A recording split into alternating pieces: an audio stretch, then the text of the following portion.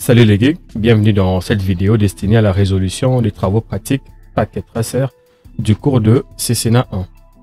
Et bien pour débuter, nous allons nous rendre dans notre dossier CCNA 1 version 7.0.2 FR. Nous l'ouvrons. Nous ouvrons le fichier du cours. Voilà. Donc nous avons déjà résolu tous ces travaux pratiques jusqu'ici. Là, nous débutons le travail pratique 2.9.2. Mais particulièrement, je vais vous demander d'ouvrir le fichier Word. Vous allez mettre ça en mode en arrière-plan. Vous allez le réduire. Donc, je vais réduire ça. Et puis, je vais ouvrir le fichier Packet Tracer.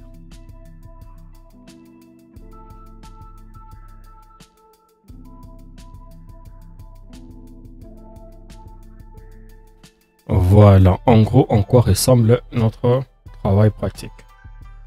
Alors, je pense qu'on pourra switcher d'un endroit à un autre sans problème. Alors, on commence. Ici, nous avons la topologie. On peut bien voir la topologie, elle est là. Nous avons la table d'adressage telle que se présente. Donc, comme d'habitude, les appareils S1, S2, PCA, PCB, les interfaces, VLAN 1 et puis la carte réseau. Nous avons l'adresse IP. Les différentes adresses IP sont là. Nous avons le masque de sous-réseau qui est 255.255.255.0. Le même masque de sous-réseau pour toute notre table d'adressage. Objectif. Partie 1. Configurer la topologie réseau. Configurer les autres PC. Configurer et vérifier les paramètres de base du commutateur. Contexte ou scénario. Dans cette activité PTPM, Packet Tracer Physical Mode, vous allez concevoir et mettre en œuvre un réseau depuis le début qui comprend 2 hôtes et 2 commutateurs. Vous configurez également le paramètre de base dans les nodes hôtes, les mots de passe locaux et la bannière des connexions. Utilisez la commande show pour afficher la configuration courant, la version de l'iOS et le saut de l'interface. Utilisez la commande copy pour enregistrer les configurations des périphériques. Vous appliquerez l'adressage IP aux ordinateurs et commutateurs pour permettre la communication entre ces deux périphériques. Utilisez la commande ping pour vérifier la connectivité. Instruction. Configurez la topologie du réseau. Mettez le PC sous tension et câblez les appareils en fonction de la topologie. Pour sélectionner les bons ports sur un commutateur, faites un clic droit et sélectionnez Inspect Front. Utilisez l'outil Zoom si nécessaire. Passez votre souris sur le port pour voir le numéro des ports. Packet Tracer notera les connexions correctes, les câbles et les ports. Il y a plusieurs commutateurs, routeurs et autres dispositifs sur l'étagère. L'étagère est là. Cliquez et faites glisser le commutateur S1 et S2 vers le rack. Cliquez et faites glisser les 2 PC, donc 2 PC vers la table. Alors, je vais devoir vous montrer ça plus facilement. Donc ici, par exemple, là, nous avons l'étagère. Alors si je fais un petit zoom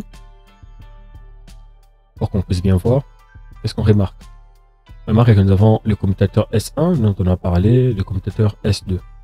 Les 2 commutateurs sont dans le rack. Mais comme je l'avais dit, juste au début de cette série de travaux pratiques, j'ai dit que la bonne façon de faire et les nouveautés qu'il y a avec cette version de Packet Tracer, c'est que nous pouvons vraiment configurer les équipements et les voir. Ici, nous avons une topologie. Et voir maintenant dans le physique, comment est-ce que nous allons mettre le commutateur sur la table, sur les racks par exemple, comment mettre le câble et tout. Ça va nous donner une vision plus réelle de ce qu'est le réseau et comment les configurations vont devoir se passer. Donc les 2 commutateurs sont là, S1 et S2. Les 2 PC également sont là, PCA et PCB. Puis on va bien évidemment faire attention sur Completion, voir comment est-ce que nous sommes en train de progresser. Alors, comme d'habitude, je l'avais dit au début, lorsque nous branchons l'équipement sur le rack, automatiquement, il sera connecté au distributeur d'énergie. On commence par prendre le PCA. Donc, comme on a déjà vu ça, on commence par prendre le PC1 et le commutateur S1 et le commutateur S2. Je vais devoir réduire un peu tout ça. On prend le commutateur S1, il est là. On le met au rack. On prend le commutateur S2. On le met au rack.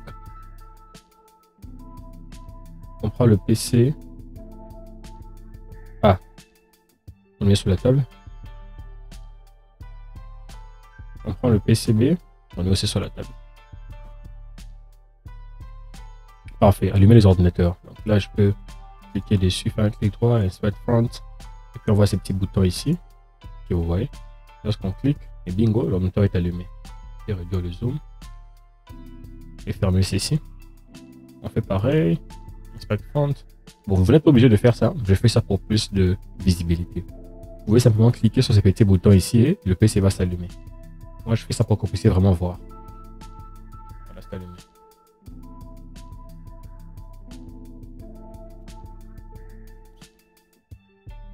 C'est sur les tableaux d'affichage de câbles en cable board. Cliquez sur un câble croisé en cuivre. Cliquez sur le port face Ethernet 01 sur S1. Cliquez sur le port face Ethernet 01 sur S2 pour les connecter. Vous devez voir les câbles qui relient les deux ports. Si nous revenons ici sur Cable Board, nous allons voir que le câble croisé est là. Okay? Donc Copper Crossover pour le câble croisé. On clique dessus. Alors on va devoir sélectionner l'interface S1 plutôt. Face Ethernet 01 sur S1, dans notre commutateur ici. Et puis face Ethernet 01 sur S2. Donc, je peux le voir ici, comme vous pouvez bien le voir là. Et si vous trouvez que c'est trop petit, je peux agrandir. On va descendre, voilà. Là, on clique ici. Et puis on vient cliquer ici.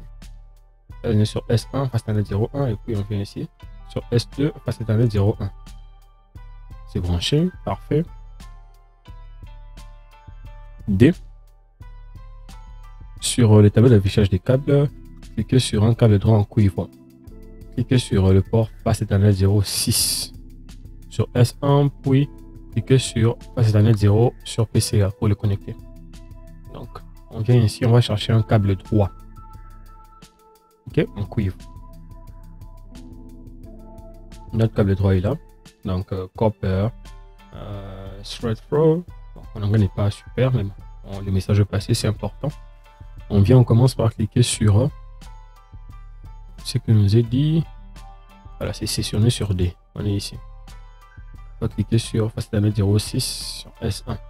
Donc là, on peut cliquer directement comme ça et voir les différentes interfaces. Mais si vous avez vraiment du mal, ou bien vous voulez être vraiment précis, vous pouvez cliquer sur l'équipement, Inspect Front, et puis un petit peu zoomer. Et puis là, vous pouvez clairement voir que ici nous sommes à 0,7, donc 0,6 est là. Face Ethernet 06. Ok. On clique là et puis on vient.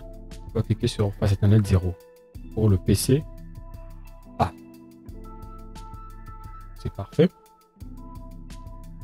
On fait pareil, sauf que maintenant on va cliquer sur face Ethernet 0,18. Donc cliquez sur le tableau des câbles, câble breadboard, cliquez sur un câble droit en cuivre, cliquez sur le port face Ethernet 0,18 sur S2. Donc là on vient, clique là, parfait. On descend un peu. Donc moi je peux le voir, hein, 0,18 quelque part ici. 18 il est là je pense, ouais. 0,18 il est là. On clique directement. On vient sur le PCB, on clique. Et voilà, la connexion est faite. Inspectez visuellement les connexions réseau au départ. Lorsque vous connectez les appareils à un port de commutateur, les voyants des liaisons sont de couleur ambre. Après une minute environ, les voyants deviennent verts. Ouais. Ici par exemple, vous voyez ici la couleur elle est ambre, un petit peu orange. Mais après un temps, ça va changer. Si je zoome encore un petit peu, vous pouvez voir ce qui se passe ici. Et si vous attendez, voilà, la couleur est devenue verte. Quitter la couleur orange à la couleur verte. C'est bon. Partie 2. Configurer les hôtes. Configurer les informations d'adressage IP statique sur les ordinateurs conformément à la table d'adressage. A. Cliquez sur PCA. PCA il est là. On va cliquer sur bureau. Bureau c'est desktop. Et puis appuyer configuration pour entrer l'adresse IP. Donc, on peut directement le voir ici. 192.168.1.10. Le masque est là. Parfait. Voilà, vous pouvez laisser la passerelle par défaut vide car aucun routeur n'est connecté au réseau. pas de problème. On réduit tout ceci. Fermez la fenêtre du PCA, bon, je le réduis, il n'y a pas de problème. Répétez les étapes précédentes pour attribuer les informations à l'adressage IP pour PCB. Là, on va sur PCB. On va sur Desktop, IP Configuration. Donc si on rentre un petit peu ici, on voit que pour PCB, l'adresse IP est là. Le masque de sous-réseau est là. On rentre sur PCB. L'adresse IP c'est le 192.168.1.11. Masque de sous-réseau est là. Parfait. Alors on va aller sur commande prompt. Après cela, on va aller sur Desktop, commande prompt, utiliser la commande ipconfig/all à l'invite pour vérifier les paramètres. On va sur le PCA. On ferme ceci. On va sur commande prompt, l'invite de commande. Puis on va taper ipconfig/all. Voilà, nous avons nos différentes configurations qui matchent. Donc en l'occurrence, on a l'adresse IP PCA qui est là. Et puis ce masque de sous-réseau qui est là. Ça c'est parfait. Alors tapez ping 192.168.1.11. Elle invite pour tester la connectivité au PCB. Donc on dit que le ping doit réussir. Espace. Je fais un petit ping 192.168.1.11. Voilà, le ping a réussi. J'espère que chez vous également. Parfait. Partie 3. Configurer, vérifier le paramètre des bases du commutateur. Sur le tableau d'affichage de câbles, cliquez sur le câble des consoles. Connectez le câble des consoles entre le commutateur S1 et le PCA. Comme ceci. Le câble de console est là. Okay. Type console, clique dessus. Là, on va sur le commutateur. Pour le câble de console, on va faire un clic droit. Un clic droit. Et puis on va sur Inspect Rear. Inspecter l'arrière. Là, nous avons console. Ok. Je peux zoomer pour que vous puissiez mieux voir. Là, on connecte. Et puis on vient sur le PCA. On va connecter cela au. Donc, on va sur Inspect Front. On va le connecter ici. Donc sur les RS232. C'est bon, il y a la connexion. Donc là, la connexion s'est bien effectuée. Maintenant, on va établir une connexion console au commutateur S1 à partir de PCA. Donc on vient sur PCA. On l'ouvre. PCA vient de s'ouvrir. On va sur Terminal. On va sur OK. Donc là, c'est bon. Si on appuie sur Enter, on remarque que nous sommes directement en train de configurer notre switch. Vous pouvez accéder à toutes les commandes du commutateur en mode d'exécution privilégié. Parmi les commandes du mode d'exécution privilégié, on trouve celle du mode utilisateur, ainsi que la commande configure qui donne accès aux autres modes de commande. Accéder au mode d'exécution privilégié, on envoie la commande enable. Donc ça c'est simple. Enable, Enter. C'est bon. On est passé le CC, le signe supérieur. OK. Au dièse. Alors, on demande de passer au mode d'exécution global. Donc, configure terminal. Alors, on passe à CC. On demande de nommer le commutateur conformément à la table d'adressage. OK. Notre table d'adressage est là. Le commutateur ici a pour nom S1. Donc, on rentre. Qu'est-ce qu'on va faire? On va taper la commande hostname. Hostname, voilà. S1. Parfait. Saisissez des mots de passe locaux. Utilisez la commande classe comme mot de passe d'exécution utilisateur et Cisco comme mot de passe console. OK. Bon, enable secret class. Ça, c'est la commande pour utiliser, pour mettre un mot de passe pour votre connexion au mode d'exécution privilégié. Donc, quand vous passez du mode d'exécution utilisateur au mode d'exécution privilégié. Pour la ligne console, donc line console 0, password Cisco. Et puis login pour activer la commande.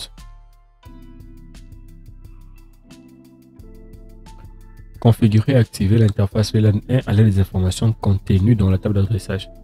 L'interface VLAN 1 est là. Donc on va commencer par faire un petit exit.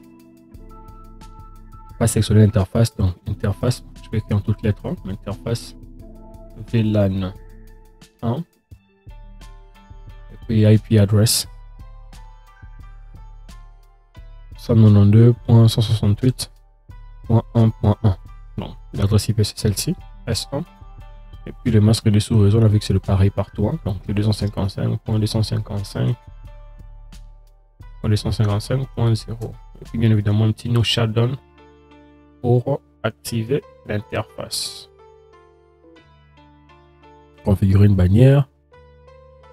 Voilà, donc un petit exit. Banner. Message of the day. Je mets quoi? Mettre ça. Accès non autorisé strictement interdit. Voilà.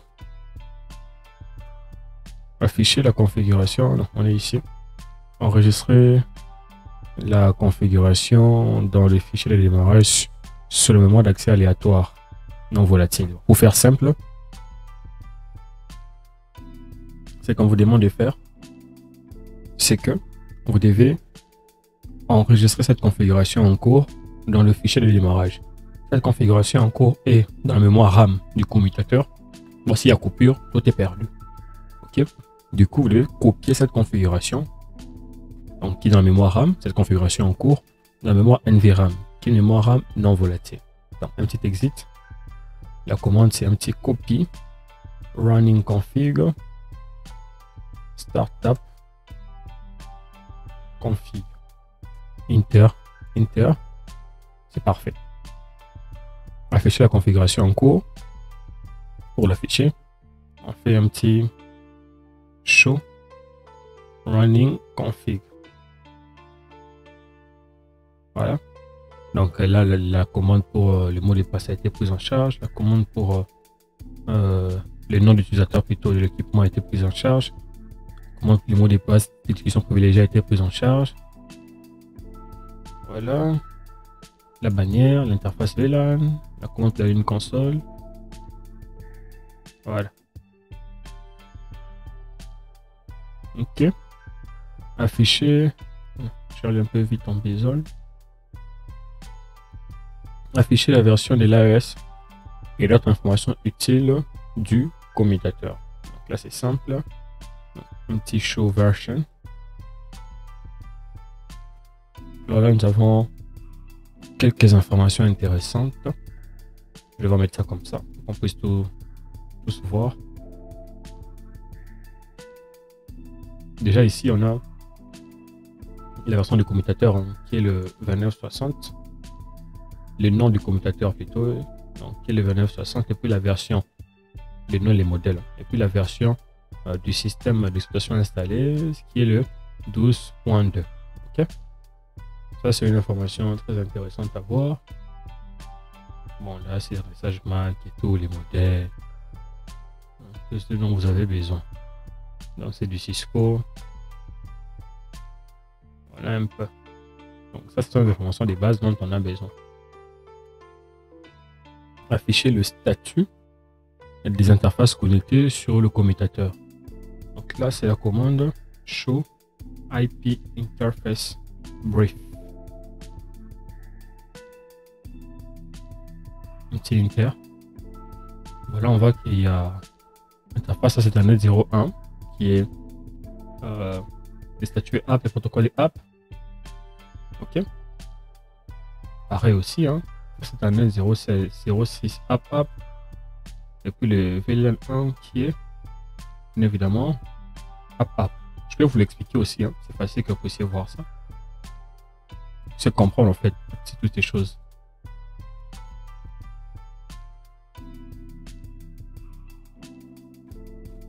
Je vais vraiment faire un effort que vous puissiez comprendre ça. Je ne sais pas si je dois mettre ça comme ça pour que vous puissiez voir ce que je vais expliquer. Je vais mettre ça comme ça. Bon, ça va faire un peu trop.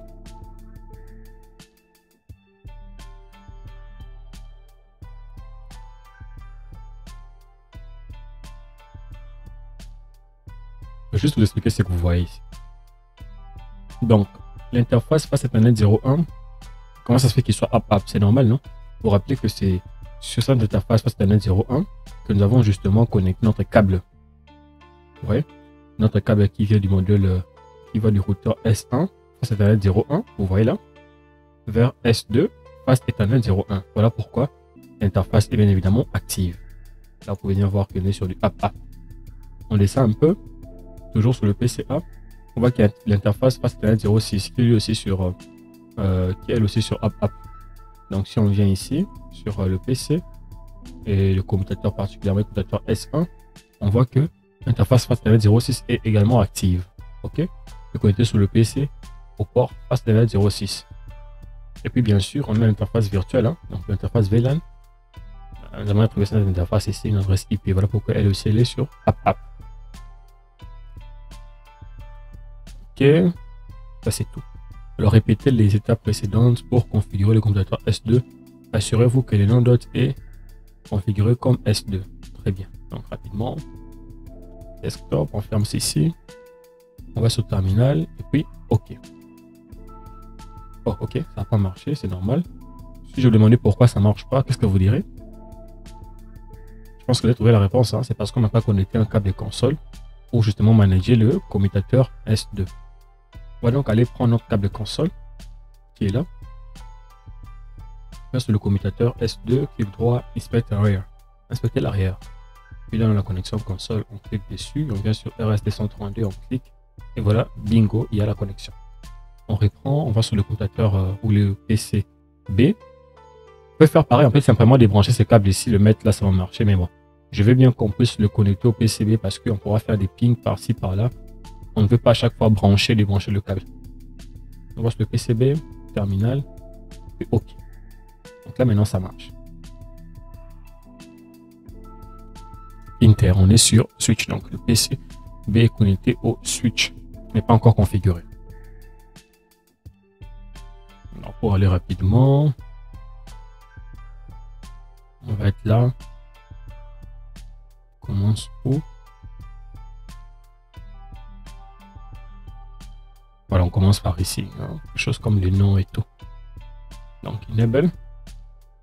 Alors ici je vais apprécier le commande, hein. On va aller rapidement. Donc configure terminal, mode de configuration globale, hostname S2. C'est pour configurer les noms d'hôtes. Une fois qu'on est là, qu'est-ce qu'il nous reste? Le mot de passe classe comme mot de passe d'exécution privilégié. Enable secret. Secret class. Ok. Et puis on continue. Line console 0. Password Cisco. Login. Et puis l'interface VLAN, non. On peut quitter ça. Un petit exit. Interface VLAN 1. C'est cette interface ici, hein, pour ce commutateur S2. Ok, S2 est là, l'adresse IP est là, qu'on va devoir configurer. Et le masque de sous-réseau. On va là. Donc IP address 192.168.1.2 255.255.255.0. Évidemment un petit no shutdown. Ok, c'est fini. La bannière, donc un petit exit. Bannière MOTD.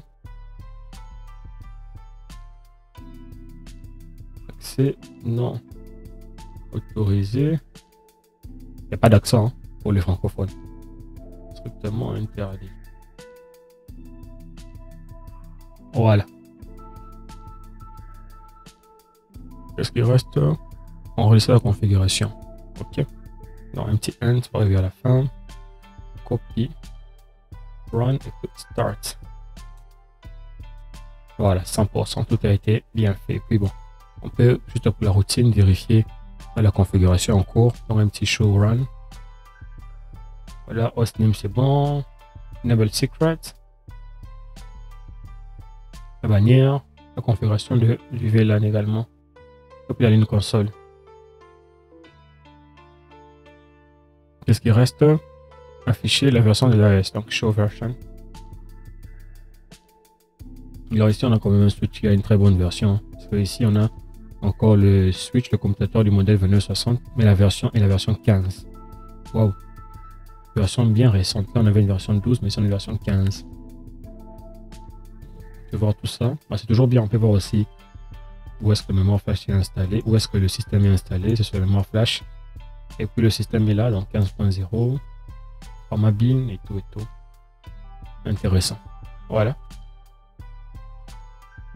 Les statuts des interfaces, pas de problème. Show IP interface brief. Comme d'hab, donc ici on est sur du app. Donc si je dois encore expliquer, pour le commutateur B, vous allez comprendre que l'interface Fastnet 01 c'est celle-ci. Okay, on est sur le switch S2. Ici c'est sur app, c'est normal parce que l'interface, on n'est pas là. On est juste ici. Vous posez juste votre souris ici devant, vous allez voir que l'interface sur le device S2, c'est l'interface Fastnet 01. C'est sur du app. Et puis si on vient voir, on aura encore l'interface Fastnet 018 qui sera sur app. Et puis bien sûr les VLAN. Donc si on vient voir 018, 01 il était sur app, c'est logique. Et puis 018 également ici sera sur app. Ok. Bien évidemment l'interface VLAN aussi. Alors notez les statuts des interfaces suivantes.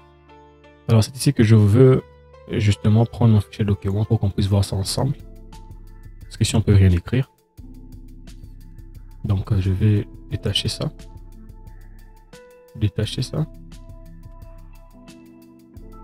Donc ils doivent être maintenant enlever les docs. Hein.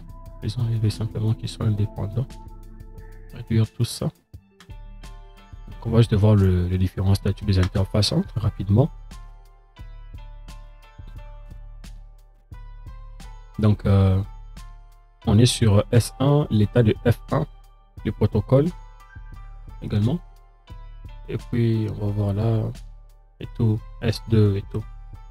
Donc si on vient justement donner les différents états et puis le protocole, on va voir des choses intéressantes. On est sur S1 avec notre configuration ici que nous avions eu.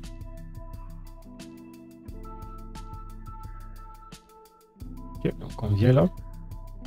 On commence par S1. Ici l'état, évidemment c'est activé. Ok, donc statut, hop. Les protocoles également c'est activé. Ok, toujours pour S1. Interface 06, oui, également activé. Donc je vais faire un petit copier hein, pour aller vite. Activé. Alors 018. On est ici.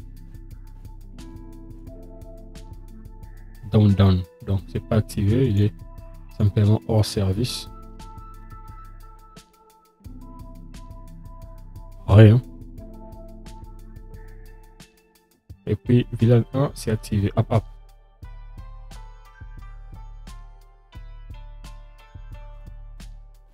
Parfait. On vient sur le commutateur S2 donc via le câble console pour PCB.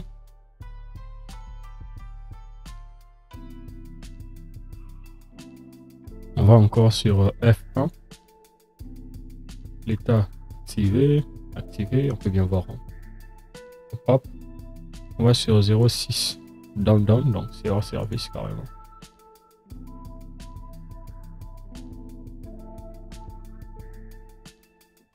Hors service. On va sur Fastnet 18, hop, donc c'est activé. Activé, VLAN également c'est activé. Activé. Parfait. Alors 0, non, O, à partir du PC, on va faire un ping sur S1 et S2. En principe, la requête doit aboutir. Donc, on est sur à partir du PC. Donc, c'est pas quel PC. On peut prendre n'importe quel PC. Hein. Faire de ping réciproquement plutôt. PCA. On ferme le terminal. On va sur command prompt. On va juste voir notre table d'adressage qui est ici. Un petit ping. On va faire un ping. On est sur le PCA. On va faire un ping sur S1, S2, PCB. Donc S1, 192.168.1.1.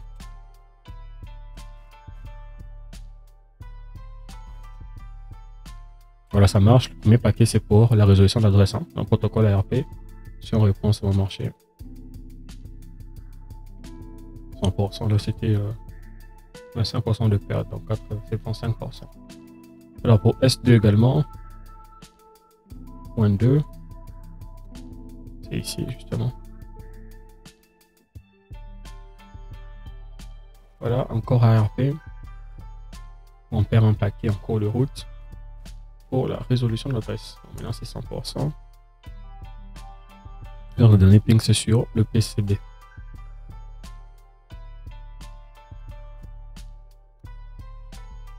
Voilà, c'est parfait.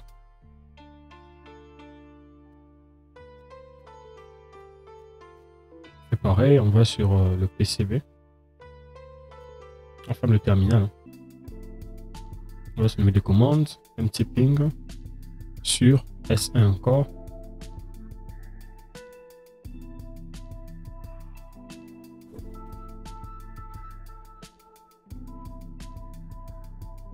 Voilà, ça marche. On met paquet résolution d'adresse.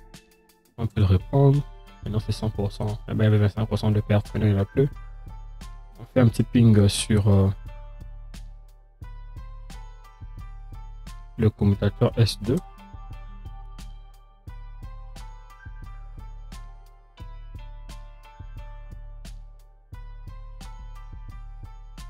On reprend encore 25% de perte ARP, c'est bon. Et puis on fait un ping avec le PCA.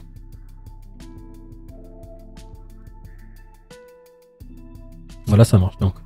Il peut atteindre tous ces périphériques. Lui aussi peut atteindre tous les périphériques qui sont là.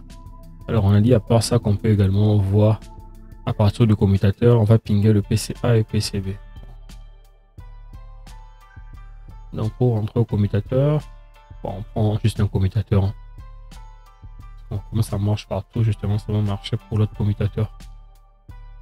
On est là, un petit ping pour le PCA.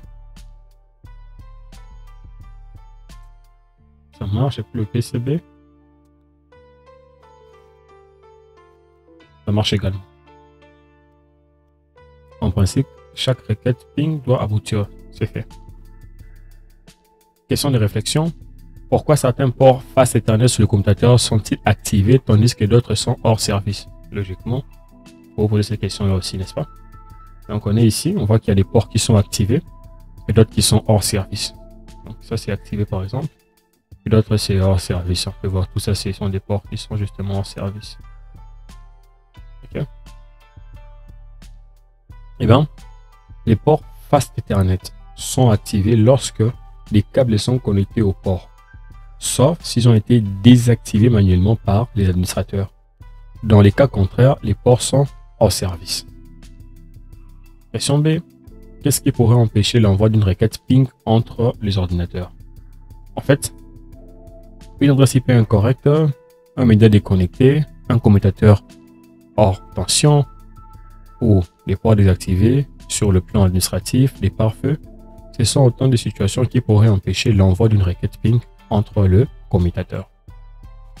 Et bien, c'est par ici que cette vidéo prend fin. J'étais très heureux de présenter ces travaux pratiques avec vous. J'espère que ça vous a beaucoup aidé dans la résolution de vos travaux pratiques.